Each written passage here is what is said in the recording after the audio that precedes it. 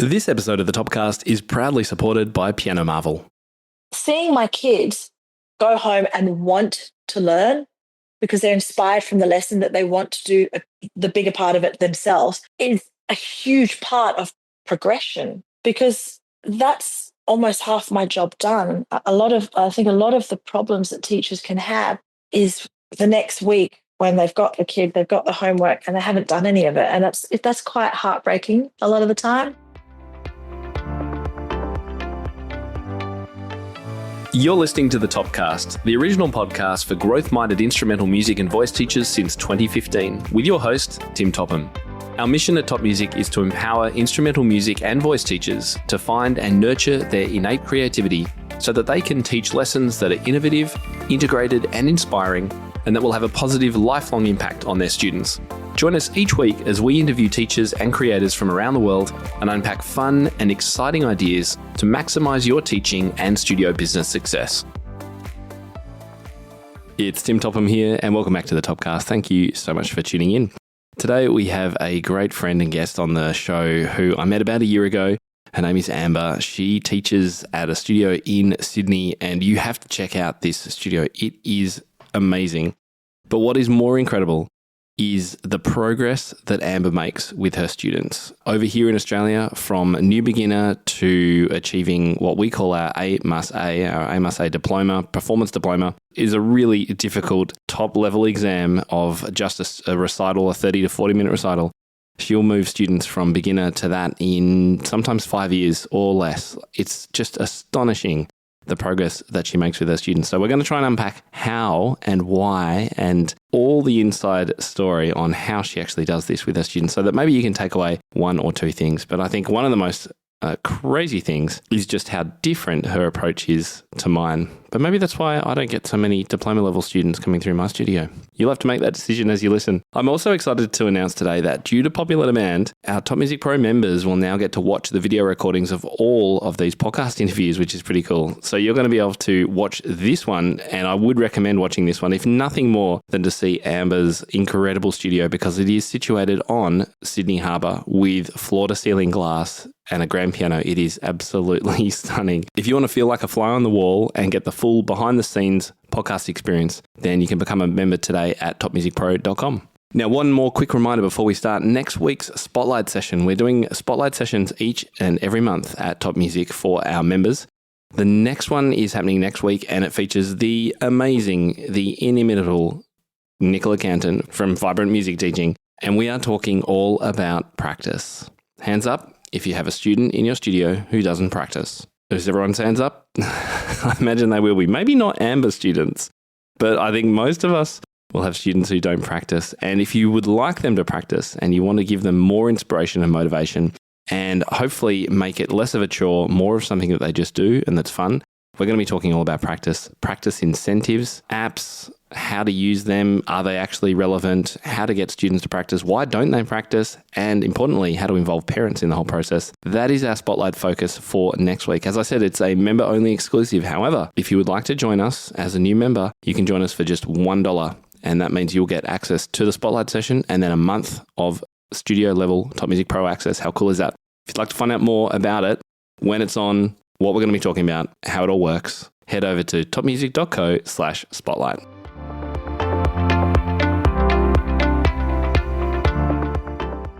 Do you get tired of wasting time and money on sheet music just to find one decent piece your students might really enjoy? What if the perfect new repertoire collection arrived in your inbox every month, handpicked, level appropriate, and ready to teach? Well, that's exactly what you get with Top Music Sheets. Each month, our members get exclusive access to a fresh, themed collection of sheet music from some of the most popular composers in the world, from early elementary to intermediate and beyond. Here's a taste of one of the pieces from this month's collection.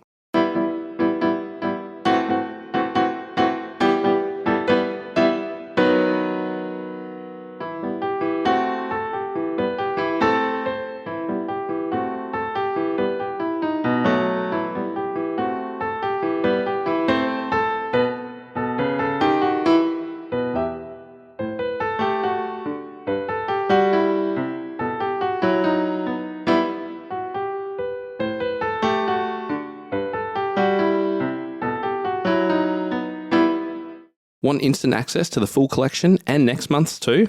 Become a Top Music Pro member today and join thousands of teachers who've stopped wasting money on books they never use. Available on our light plan for just $10 a month. Head to topmusicsheets.com to find out more.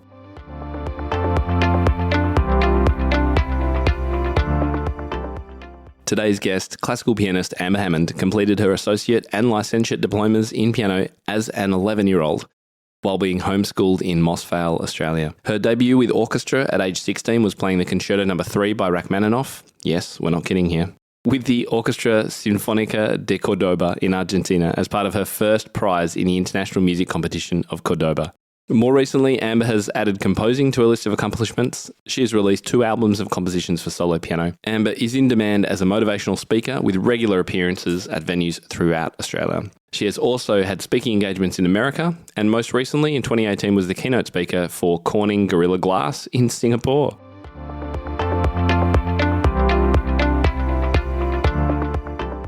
Welcome to the show, Ambre Hammond. So great to connect with you again. So great to be here. Lovely to see you. So we both met when we were speaking at Kauai's Educators Opus last year, I think it was, and you just blew everyone away with the stories of your teaching, and you just have this incredible positive energy. And then we got to see some of your students perform live in action at the piano, and we then kind of heard the progress that you're able to make with these students, which is just phenomenal, the speed at which you can get there. So today I thought it'd be just fun to unpack some of your methods, how you do what you do. But first, you have to tell everyone about your studio, because I'm going to share this video or a picture of it, because look just over Ambre's right shoulder. That is, of course. It's not real. It's just a green screen and we've superimposed. Don't believe a word she says. That is real. That is the Sydney Harbour Bridge. Tell us about your studio, Elite Piano School.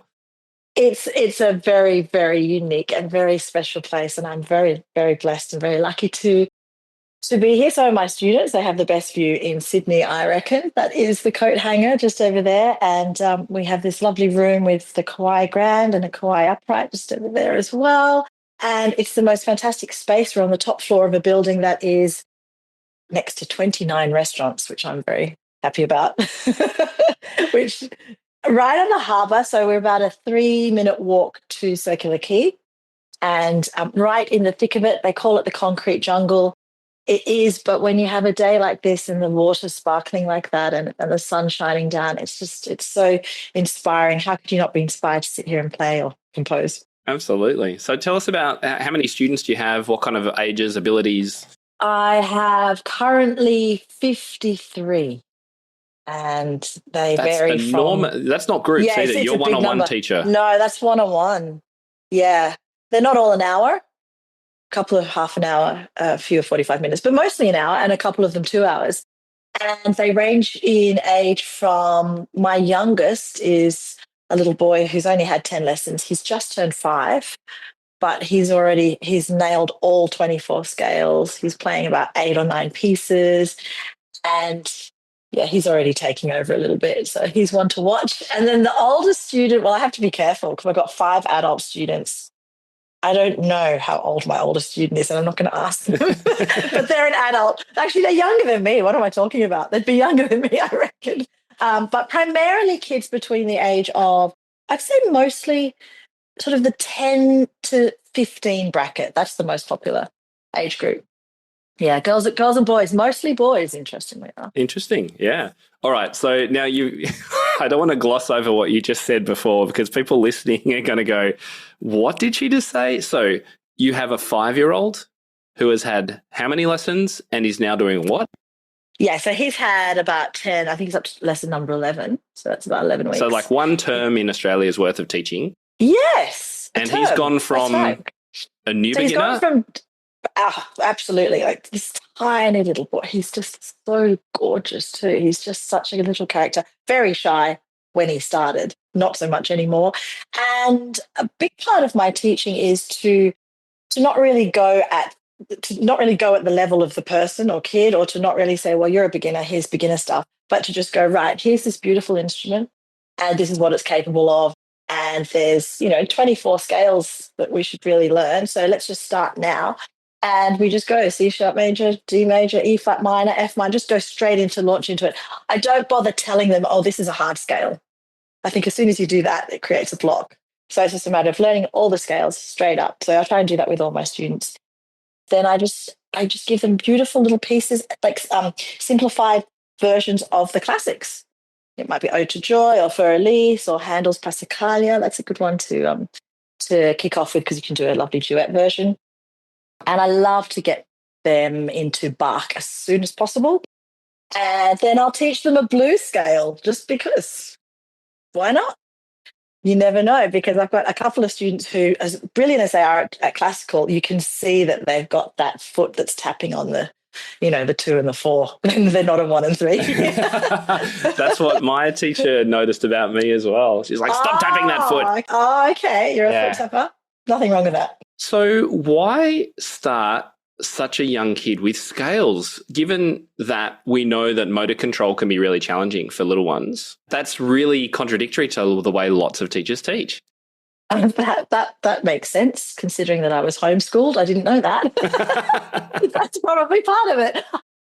I think, well, a huge part of this, and I'm sure we'll go into this later, but in terms of methods of teaching and modes of teaching, I think primary aspect of my teaching is making whatever it is really fun, especially for someone that age. It has to be fun, right?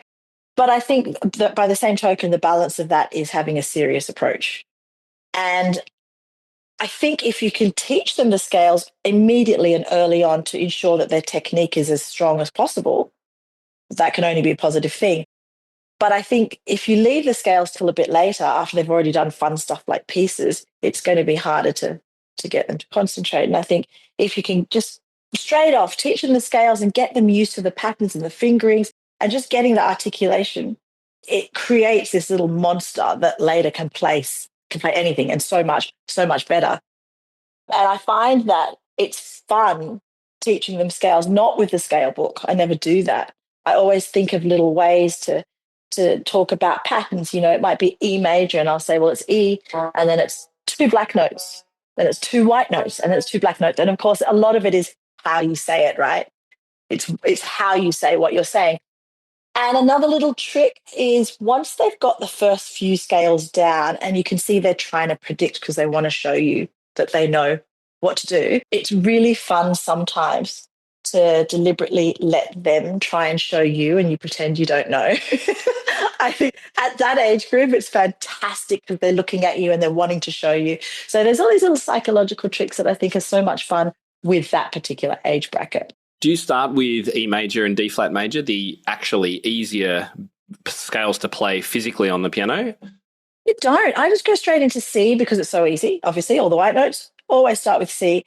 And I have this little thing that I refer to as standard fingering. And I find if you repeat certain words a lot and you can anticipate what they're going to do and you repeat a word such as standard fingering, once they've gotten really comfortable with, say, C major and they know that it's 1, 2, 3, 1, 2, 3, 4, 5, then when they're learning the other scales and you're showing them what the key signatures is, what the black notes are, once you said something like with E major, it's the 2 black notes and the 2 white notes, the 2 black notes, but it's standard fingering, it's imprinted in their mind, oh, that's just the 1, 2, 3, 1, 2, 3, 4, 5. So I find they get through C, D, E, G, A, and B so easily. But then when it comes to the one scale F major that's different, then it's just a matter of, okay, so this is the only one that's different. So you kind of make out like, oh, it's so easy. All the scales are the same fingering except for F. So much of it is how you say. I think my mum taught me that because she was an amazing child psychologist, not actually a child psychologist, but the way she taught me when I was 2 and 3, I can remember to this day that it was always the way she said things that just made it so accessible. Well, tell us a little bit more about how you were taught. So you learned from the age of 2 or 3, which is super young. Yeah, 3. Yeah, it is young. Yeah, I was very hyperactive. Oh, right. Was it quite traditional, quite classical, your training? Yeah, well, I mean, the story of how I started and how I learned is actually the older I get and the more people that hear about my story, the more that they go, wait a second, what? I was so badly behaved as a kid. I was really naughty, so naughty. I was on a lead for the first 4 years of my life. No, like the harness and stuff? Yeah, the harness and the clip. Yeah, 4 years. Oh, no, 4 years. So naughty. Yeah, really, really hyperactive little brat. much better behaved now. Still hyperactive. I don't know about that. I watched your Facebook updates. Yeah, I did. Well, work hard, play hard, exercise hardest. That's got to be the mantra. That has to be the mantra. You don't exercise, can't do anything. So mum started teaching me at 3. So my mother's own background in England, she only got to grade 3. She couldn't play very well at all. Grade 3 was it, but she knew the basics. So she actually borrowed a little Casio keyboard, 2 octaves, I think it was, and taught me the basics when I was 3. And I think I picked it up one like pretty this? quickly. Oh my God, yes. Hello, old friend. This is my first keyboard as well. No way. Yeah. Oh my gosh. Does it work still? Yeah. Wait, has it got any batteries? I don't know if we... Oh, I think we're going to get a it's got no batteries in it. That's amazing. I think that's exactly what I started on. Incredible. I think it was a combination of her incredible skills in terms of child psychology and the way she said things. And she was very patient. And maybe there was a bit of natural talent. I don't know. Maybe not. And chocolate. There was a lot of bribery. There was chocolate involved. My teacher, bribed me too. Did you have the chocolate as well? She gave me money, like $1 and $2 coins and stuff, which was like lots of money back then. Yeah, I do. I was on a gold star system with my students, but now if they're really, really, really good, then they get the paper money. Oh, that's cute. This works. You tell a kid that you want them to do all 24 scales by next week, and that's on the table. That works. I love it. Bribery's fine. But yeah, my mum taught me, and I was pretty much playing little pieces and gave my first concert when I was 5, just around the corner here at St. Stephen's Uniting Church in Macquarie Street. And then the rest is history, yeah. So did you started with a different teacher when you went to school? Like how long did your mum teach you for before you went to someone else? No, so I didn't go to school. I've never been to school. I've never... You mentioned you were homeschooled before. Yeah, mum homeschooled me, and I haven't been to any school or any university or college or anything, just my mum's teaching. Yes, she did actually. I think she was quite wise in the way that she did this, but she did take me to have workshops with other teachers because she thought it was important to get opinions from everywhere. I mean, she had this really interesting approach, and she'd ensure that I spent a lot of time listening to recordings of the greatest pianists of the day. And of course, this was all pre-YouTube. This was actually going into the CDs record store, or records, yeah. CDs or records. I remember that we paid an annual fee to become a friend of the Conservatorium of Library. So we'd drive to Sydney from Moss Vale, which is where I grew up, and borrow stacks of CDs and records and listen to the greats, like Horowitz, Ashkenazi, Richter, Mitsuko, Uchida. Yeah. And I think that's really important, actually. Yes. Isn't she wonderful? Amazing. Yeah, I had one of my highest level students here just before I started chatting to you. And in fact, I think you met him, Jaden. He was one of my one of the performers. Performers. Yes. And he just filled my heart with joy when he came in this morning, and he's undertaking his Amos now. He's 10. Amos. So this is for non-Australians. This is the Associate Diploma of Music. This is super high. I got it just. Yeah, well, I mean, you know what's involved. You know how hard it is. Yeah, and he's been learning for 3 years. Can I just say 3 years? All right, this is just going to blow the mind. Amber, I don't think you realise how mind-blowing this is for people listening, that you could take a beginner to Amos in 3 years. People are going to think you're either lying or you're crazy, or both. Well, I should have had Jaden stay here, and no, you've met him, so you know. But I mean, it's a combination of obviously the teaching, but also the environment, the practice. And what I was going to say just briefly about when Jaden came in this morning that relates to what we were just saying, he's learning the F major Mozart sonata. And he came in this morning and said, I've been listening to the links that you sent me, and my favorite one is Mitsuko Uchida. And he was talking about how much he loves her phrasing and how clean. And he said, and she doesn't pedal at all. And I said, well, she does, but you just don't hear it. I was going to say, I bet she does. Yes. Yeah, she does. And so we were sitting here listening to a recording, and I just thought, it's so great to know that we've got YouTube now where we can listen to the quality performances that we need to, or that we need to guide our students to hear. But yes, so Jaden, for example, extraordinary young man, and just obviously a delight to teach. He's obviously also very passionate about music. Obviously, he practices a lot as well. But still, to be playing, like I looked back through our emails 3 years ago to find the first email between him and his mother and I. And I found it, and it was 3 years ago, and it was me saying, please print this for Jaden. And it was Hanon, the Hanon exercise #1. You know? And then I think in the next email, it was away in a manger, or I think it was Christmas time. It was something stupidly simple. So then when you fast track that to today, and he just played me Elegy by Rachmaninoff. Oh, that was one of my AMS pieces. I love it. Was it really? Yeah. Oh, yeah. Isn't it? It's glorious. It's everything in a piece, isn't it? It's life. Well, it's heartbreaking love, as well. It's loss. Yeah. It's tragic. He wrote that when he was 19. How crazy is that? I know. I was trying to explain to Jade, and we were talking about how you can be able to pen such tragic music when you've only lived for 19 years. What an extraordinary man, what an extraordinary life. I'm very biased. Rachmaninoff is my religion, so you're talking to the right person. But yeah, amazing little boy, Jaden. Very proud of him.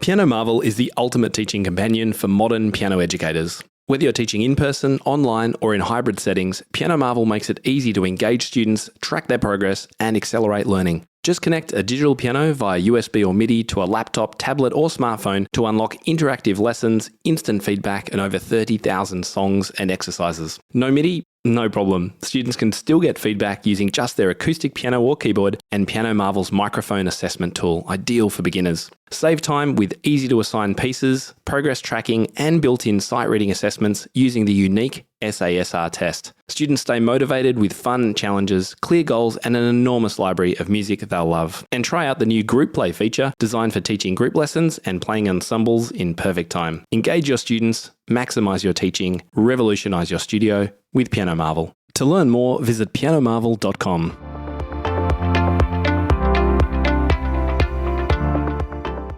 In 2024, you were awarded the Most Outstanding Teacher from the Australian Music Examination Board for your grade 7 to licentiate. Now, that's the level above the one we were just talking about. This is the top level students, and you were given that award.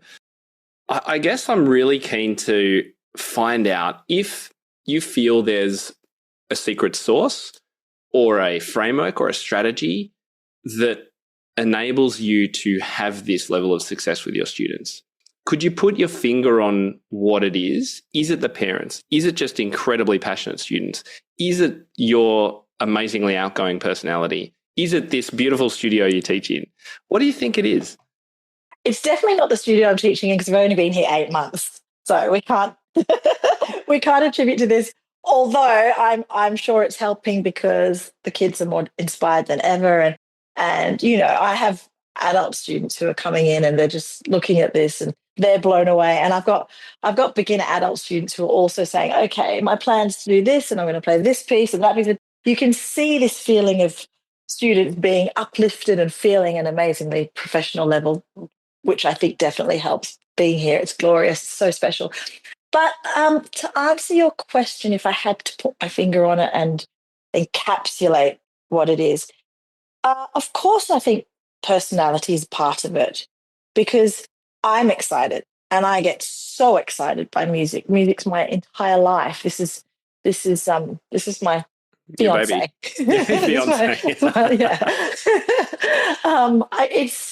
It's the thing that I'm most passionate about, and I think that definitely transfers to when I'm with a student, and whether they're a beginner or intermediate or advanced, because I want to come at them from a different angle, perhaps. I guess possibly because I haven't studied to be a teacher, but I'm coming at it from the angle of a performer. Could be a different thing too. Maybe that's a little part of it, because up until COVID, I was a full-time pianist, performer, musician. Right. Okay. Composer. Yeah. The teaching thing I've always had a few students here and there. I had my first student when I was 9. And I was just starting to prepare for my 8th grade exam. And there's a little 5-year-old in the street whose parents owned the local bakery. So I did lessons in exchange for pastries. I think that is Instead the of youngest money. teaching age I've ever heard of. But I don't think anything's changed. Like, I'd still probably be happy to do a lesson for a box of croissants for a even croissant. today. Yeah. Not a croissant, it have to be a box of croissants. Right, okay, yeah, fair. yeah, got some expectations. But I think so. That's one element. My slogan is serious fun, because I think that's another big part of it too. When you're dealing with kids, it requires so much output of energy, as you would well know. You've kind of got to grab them, because you've got them for 30 minutes, 45 minutes, an hour, whatever it is. You kind of got to grab their attention and keep them there. And that can be done in different ways. I mean, I think one of the important things is to just be 100% at their level.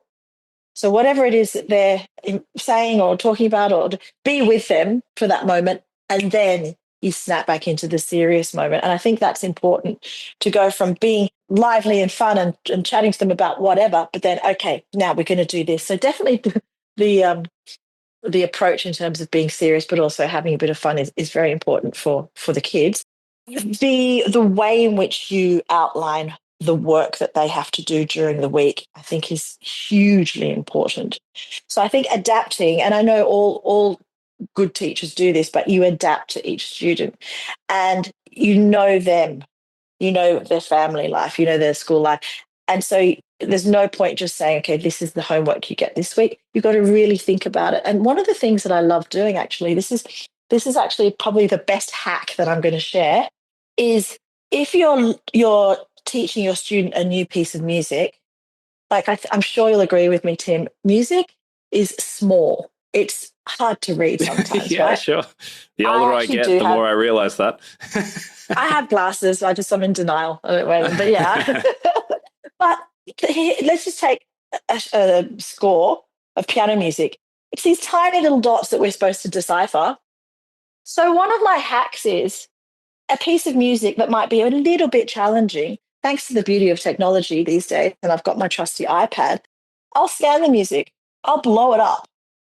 Just maybe that one line or even 2 bars, crop it, print it. So suddenly that little piece of music that they're trying to read that's this big is an entire A4 sheet. And it's amazing how, if you give that to a kid, they read it and learn it like that. That has actually been one of the ways that I've managed to teach a lot of young kids highly advanced pieces of music. That's why I've got 9 and 10-year-olds that have started learning pieces like La Campanella and Rachmaninoff concertos. La Campanella at age 9. Oh my goodness. Yeah. Why not? Why not? Well, when they come to me and they say, "Oh, I want to learn Italian polka," or I really like that Rachmaninoff concerto, I mean, I'll be smiling on the inside. But you don't want to let on or say, "Oh, that's so hard. No, we better wait a couple of years." You just want to go, "Yes, let's start today," and off we go. Okay, so my next question then is, have you ever given a piece and then gone, actually, that's too hard. I shouldn't have. They're not ready. I have, definitely, 100%. 100%. I'm so stubborn that I don't stop teaching them the piece, but I will go, okay, I can see what the error here is, or I can see what the weakness is. Let's go and work on that. Invariably, it's the 4th finger. So, or perhaps if it's not the weakness of the 4th finger, it might just be, in order to play this better, they need to do way more arpeggios. And another thing that I love to do is, so for example, let's just use La Campanella because we were talking about it. But obviously it's got those crazy jumps. I'll suggest that if you want to learn La Campanella, well, how about today you go home and start just practicing playing a D sharp and then the D sharp, C sharp, D sharp, just like doing one note at a time, gradually jumping further and further and further and further and further. So you're practicing the jumps. And I'll say to the student, once you start jumping so far that you hit the wrong note, stop, start again, and just keep going until you can get further and further. Because if you're going to play La Campanella that has 2-octave jumps, be great at doing 3-octave jumps. And then when you come back to that, it's like making things harder than they are in order to make them more accessible. So there's lots of little tricks like that I've come up with over the years that seem to really make a bit of a difference. So do you use method books? No. So when you start, the first, I mean, we've heard that you often go. You often go. No. I think this is really refreshing, actually, Amber. I think this is really interesting. So you obviously your focus is getting the technique right from the start, in order that playing this hard music, or let's not call it hard, this advanced repertoire becomes easy because they've got the technical skills. But I'm wondering whether you've ever had a student who just doesn't engage with that. They're not ready for that level of. They're not that passionate about it that they are ready to do that. Or maybe you don't take on those kinds of students. That's such a good question.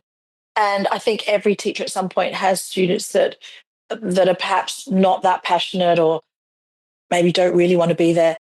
I'm very, very lucky, I think, in that I'd say 99.9% of my students, I've managed to, even if they weren't that passionate, I've managed to coerce them into becoming passionate about the instrument. And, I'm very lucky that today every student that I teach wants to be here, and I want them here. But the question is really good because, I guess that's been a personal challenge for me to figure out, knowing full well that, yes, scales can be boring. I guess it's become part of my MO to just make it really incredibly fun and exciting. And I have actually found some ways. I'll tell you about them in a second. But no to the method books. I have pretty much a strong system of teaching all the scales and Hanon, because I personally love Hanon for what it does for the fourth finger. And one of the little tricks that I'll do when I first have a new student and they're wondering why we're learning this exercise is I'll get them to put their hand on the piano, on the wood, and I'll say, okay, keep your fingers down and tap out your thumb as loud as you can. And so they'll be doing that. So it's making quite a noise. Second finger, third finger now. This is while keeping all the other fingers on. This is by keeping them all flat. They've got it. And then when I ask them to do the fourth finger, and when it just doesn't move or all the fingers come up and they look at me in shock and start giggling and laughing because they just can't believe what's wrong with my finger. What's wrong with my finger? Yeah, it's funny. It sort of breaks the ice a bit. And I just basically say, that's why we're doing this exercise, so that at some point you're going to be able to, tap out the fourth finger nice and strong. Got to step up from that one. You know that if you tuck your third finger and put them all down, you actually can't lift your fourth finger at all.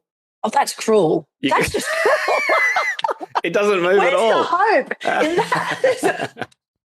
You're brutal. I love that. Okay, I'm going to remember that. I'm going to remember that for any of the students when they're naughty. That's terrific. Now you know what I'm going to be doing for the rest of the day. Right? I'm going to be figuring out a way to make that fourth finger lift. No, don't worry. Robert Schumann did it and made a machine to make it, and then he broke his finger or whatever it was. It stuffed up his finger, didn't it? Yeah, that was not a great idea. So scales and Hanon.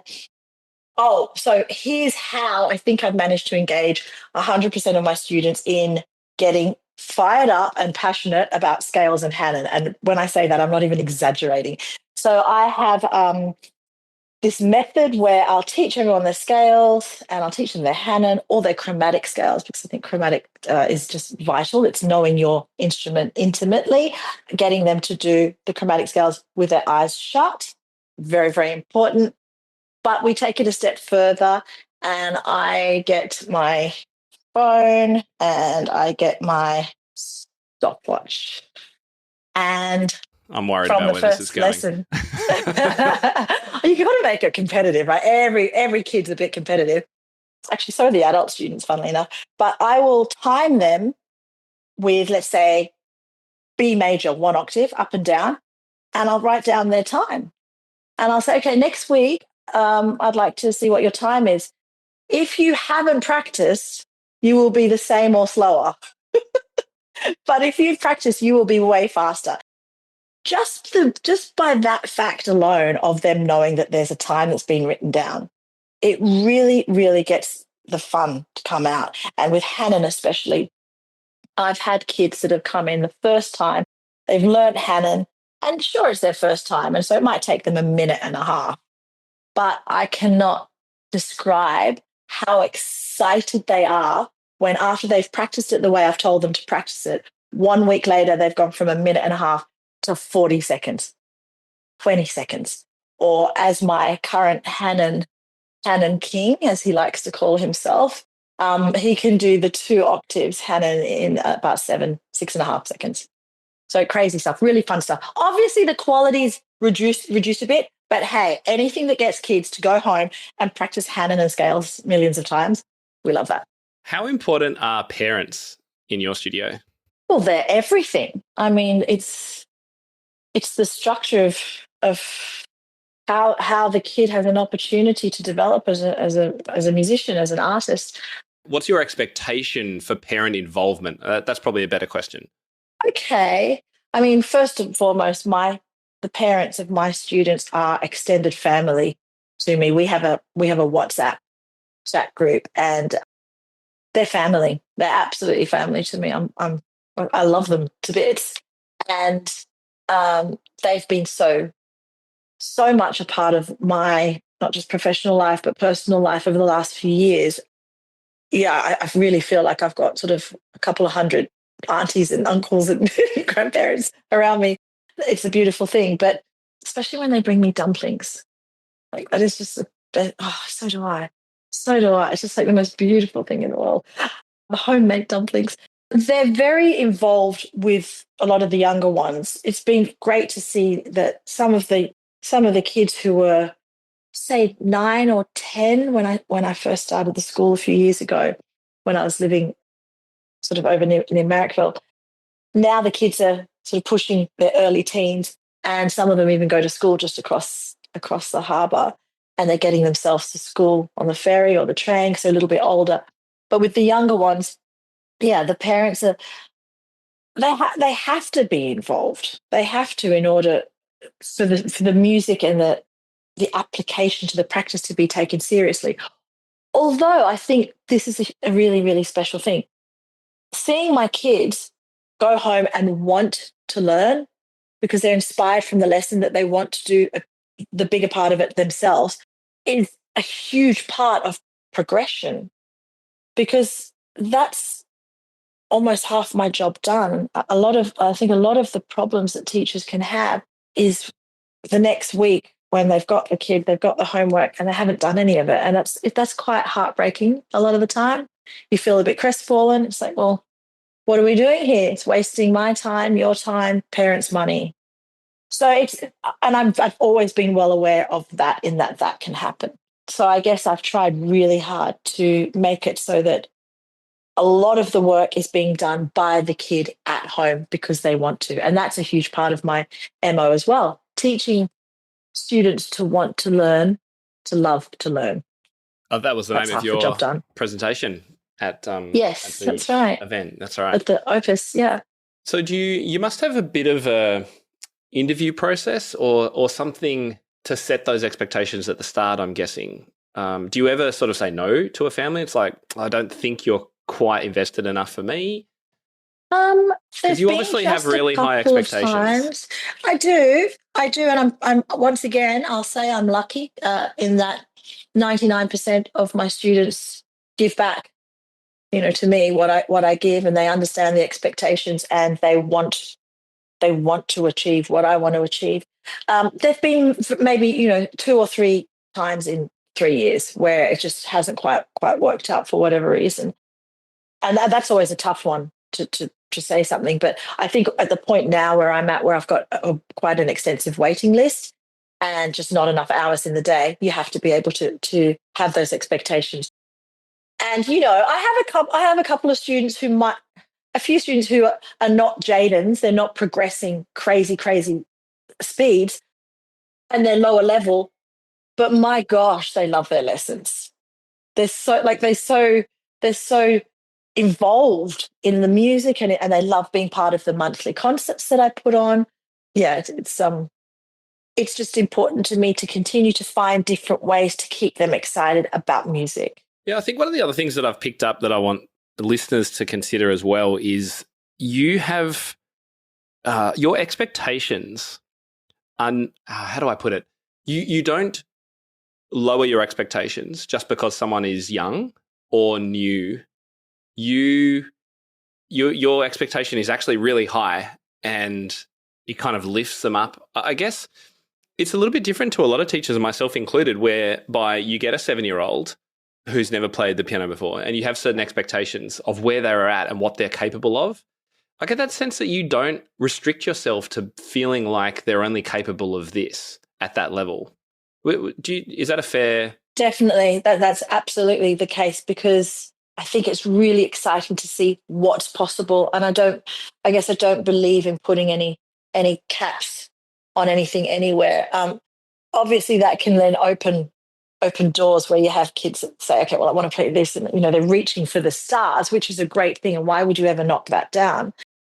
But then, of course, yes, you've got to ensure that technically they're still progressing. So, I've got a couple of students who have accelerated so fast.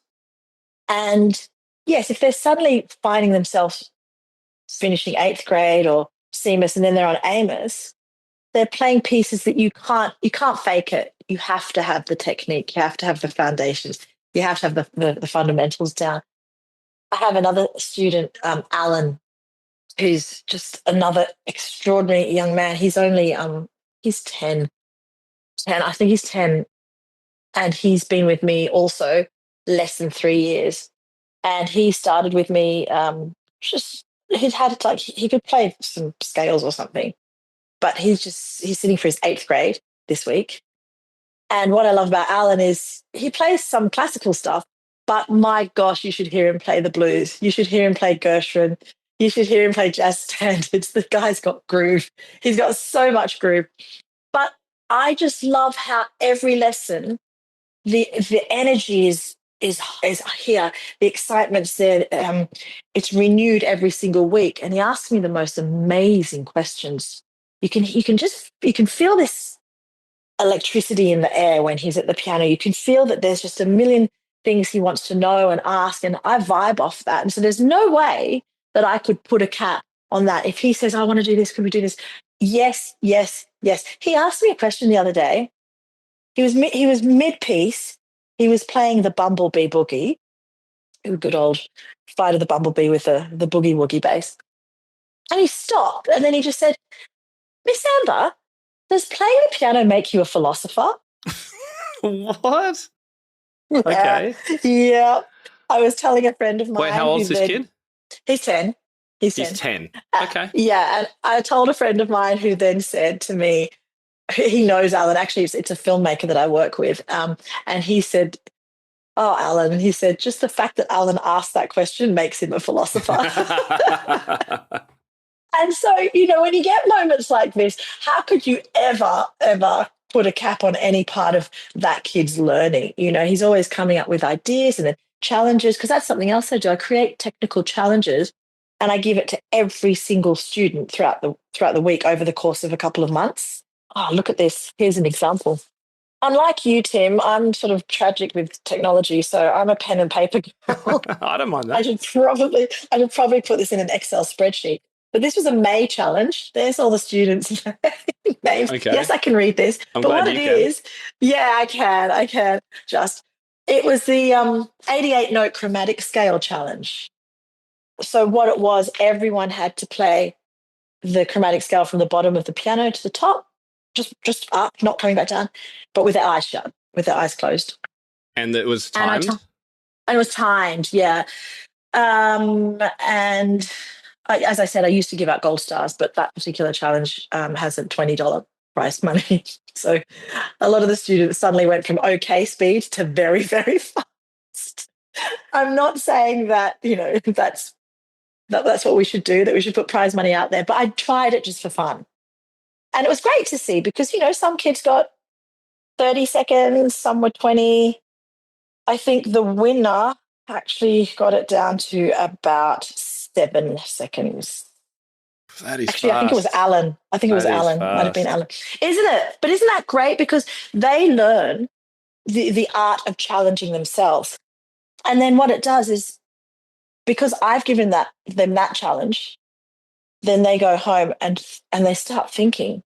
and they start thinking of other challenges and other things that they can then suggest to the other kids. So now I've got them creating their own challenges. That is so cool. Oh, Amber, I could chat with you. You're just, I don't know. You have this such great energy about you. I want to learn more. Tim. I want to sit in on your lessons. I want to watch what you do. Gosh, you can't talk. You're the most prolific, inspiring person yourself. And I love reading your newsletters when they come into my inbox. They're so fantastic. Yeah, you also have such a great energy, and it's wonderful what you do with your inspiring for teachers and students alike. Well, I think you've got such a different take from many teachers and many that I interview. So really, thank you for sharing all of that. I wondered if we could wrap up with whether you could, I know it's going to be hard to, but could you distill a top 3 tips for successful teaching? For the teachers listening here, what would be your top 3 things that they might not have thought of that they could do this week to give a little bit of amber to their teaching? Okay, well, seeing as we were just talking about the chromatic scale challenge, I think that could be something fun to try. Fun little competitions. Kids love, they're competitive. Well, I am too. And that can be fun too. You can kind of show them, you can flex a little bit and say, come on, you did faster than that, you did better than that. That's always a bit of fun.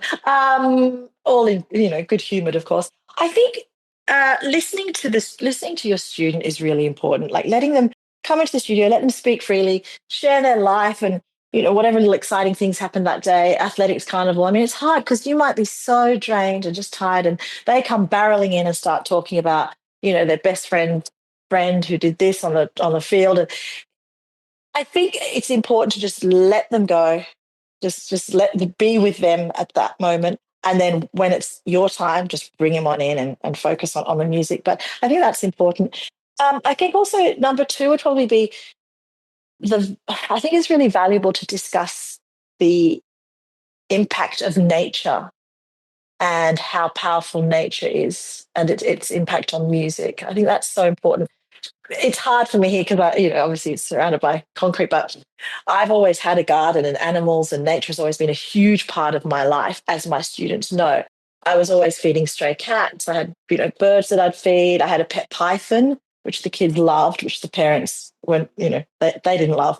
But we had Betty the python and chickens and rabbits. I think the power and importance of nature is great to discuss. And I guess the 3rd tip would be just challenging the student to challenge themselves and just try and keep the excitement and joy in the lesson from week to week. That's paramount. Well, thank you so much, Amber, for sharing those tips. Where could people go to find out about your studio if they want to go and explore a little bit? Okay, well, I think there's a Google business page probably, but that's not very interesting. I think you can see some photos and videos we've got a Facebook page, Elite Piano School is on Facebook, and also Instagram. Got 2 handles, either Amber Teacher or Amber Pianist, and Amber is spelled not the usual way, but AMBRE. Fantastic. All right, we'll link it up in our show notes as well. Amber, can't wait to come to Sydney and hang out with you. Yes, please. We've got to make it happen. Come on down. We will. We will make it happen. In the meantime, thank you so much. Coat hanger's waiting for you. Oh, I know. I just love it. Thank you, Tim. Thanks, Amber. See you soon. Good to see you. See you soon. Thanks, Tim. Bye.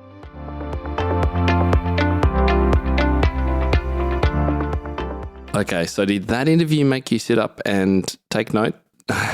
It sure did for me. I mean, I think it just goes to show how different all our approaches can be, and the different focuses, the different visions we have for our students and our studios. I think this is a really important discussion to have as well, because I don't expect you to listen to this show or watch it and then drop everything and change everything and start teaching scales every 24 scales in lesson 1 to your students, because, well, it may not be what you want to do. It may not be where you vision taking students. It may not be where your studio vision goes, full stop. And so I think it is really, really important to listen to an incredible teacher like Amber and what she does, and consider how elements of that can impact and influence the work that you do with your students, ensuring at all times that it's aligned with your vision. And if you don't yet have a vision for your studio or your students, or even your own life yourself, then you must join us inside Top Music Pro. I've got a video all about vision, studio vision, and how important it is, how critical it is to everything that you do, and how you can actually set aside some time for visioning exercises. So if you're not already a member, then make sure you join us. Check it out, topmusicpro.com. And you also get to watch, of course, this video and all of our podcast videos. We are giving that behind the scenes video access. Thanks to our member MJ. Shout out to MJ Ash in Australia for being one of the people who has requested this. I'm glad that we could make it happen for you. Well, that's the end of the show for this week. Thanks so much for joining me. I'm Tim Topham, and you've been listening to the Topcast. I'll look forward to connecting with you again next week. Bye, everyone. How do you keep up to date with all the latest trends and research into music education? How do you connect with other teachers around the world and make sure your teaching stays fresh and relevant for students of all ages and stages, both now and into the future? I created our Top Music Pro membership to be the one-stop shop for music teaching resources, training, support, and community, and I'd love for you to come and join us inside. With over 40 comprehensive training courses, hundreds of teaching demonstrations and lesson plans, free monthly sheet music, discounts, and all the business and pedagogy support you could ever need, Top Music Pro is the community you've been looking for. If you're ready to level up your learning from the podcast and join thousands of other teachers in our global network, head over to topmusicpro.com today. If you enjoy this show and want to hear more of our work, be sure to subscribe to this podcast wherever you're listening today. For links and resources mentioned in this episode, visit us at topmusic.co/podcast or check out the show notes. I'm Tim Topham. Thank you so much for listening. Enjoy your week ahead, and I'll catch you next time.